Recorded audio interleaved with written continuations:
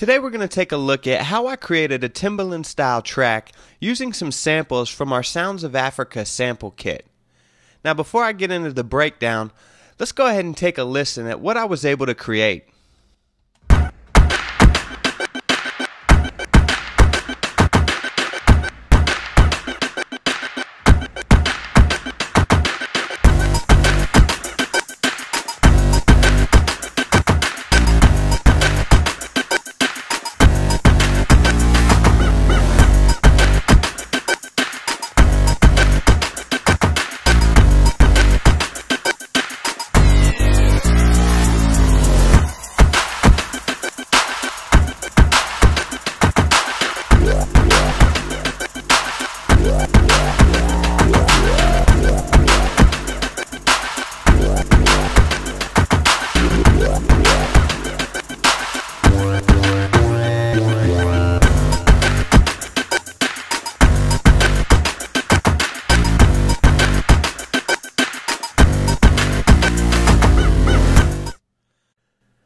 So if we look at this arrangement for a second, you'll see I've got some drums, a couple different samples, and then some low-end layered bass line.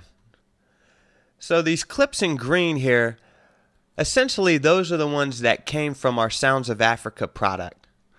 And they stem from two loops. Now I have those two loops here. I'll just zoom in. Here they are, green and blue. And let's take a listen to those.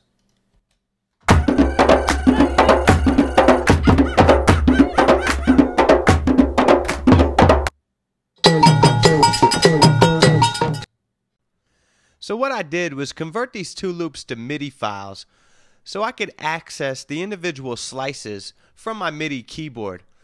And you can convert any audio loop to a MIDI file by just hitting Control and right-clicking on it, and you'll get a drop-down box that'll pop up. So you just scroll down to Convert, and then you click on Convert to New Sampler Track. So I'll get a menu box that pops up, and some different choices for creating my zones or slices, as I like to refer to them. So what you'll do is you'll choose transient markers.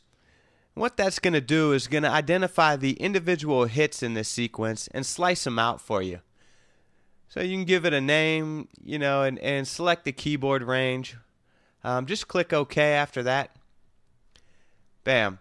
And now I have my audio loop that was converted to a MIDI file. I can now access this and resequence my own groove using my keyboard.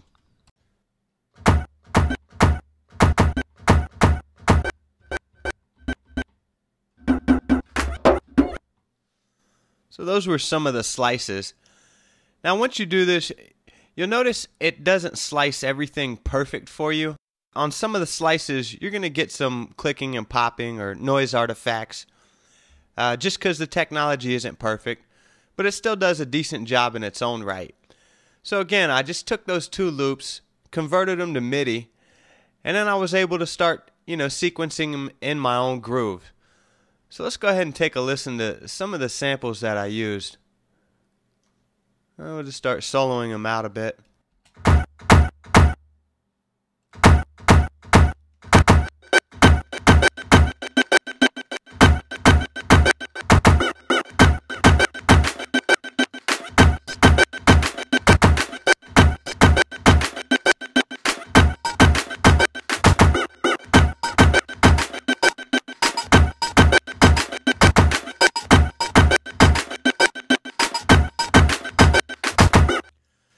So you beef that up with some more drums, lay down a nice bass line, create a couple transitions or drops, and you're ready to go.